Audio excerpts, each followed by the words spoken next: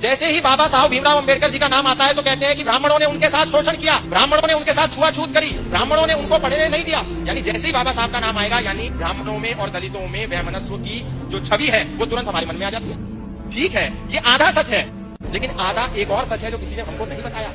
बाबा साहब भीमराव अंबेडकर दलित थे, लेकिन अंबेडकर टाइटल एक ब्राह्मण टाइटल है। ये टाइटल बाबा साहब भीमराव अंबेडकर को किसने दिया? बाबा साहब भीमराव अंबेडकर के पास जब पढ़ने के लिए पैसे नहीं थे, धन नहीं था, संपत्ति नहीं थी, संसाधन नहीं थे, तो वो लंदन पढ़ने कैसे गए? उनको फंडिंग किसने दी? ये हमको किसी ने नहीं बताया। उनको फंडिंग दी पंडित आत्माराम अमृतसरी ने, वो भी एक ब्राह्मण थे। उनको फंडिंग दी सयाजीराव गायकवाड़ ने, वो एक क्षत्रिय थे। उनको फंडिंग दी छत्रपति शाहू महाराज ने, जब उन्होंने वहां से लौटने के बाद सोचा कि मैं अपना एक अखबार निकालता हूं, तो उसका नाम था मूक नायक। लेकिन अखबार को निकालने के लिए पैसा नहीं था। किसने पैसा दिया? छत्रपति शाहू महाराज ने दिया। अखबार को निकालने के लिए अनुभव नहीं था। उसका पहला संपादक कौन बना? पंडित आत्माराम अमृतसरी बने, ब्राह्मण थे। लेकिन हमें नहीं बताया गया भीमराव अंबेडकर जी को अंबेडकर टाइटल, ब्राह्मण का सरनेम किसने दिया? उनके ही एक टीचर ने दिया जो कि ब्राह्मण थे।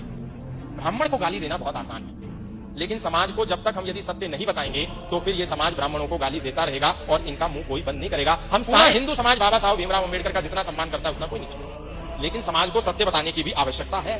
कोई राजनेता खड़ा होता है, ब्राह्मणों को गाली देता है। कोई सामाजिक कार्यकर्ता खड़ा होता है, ब्राह्मणों को गाली देता है। किसको देखो, ब्राह्मण को गाली देना सबसे आसान है।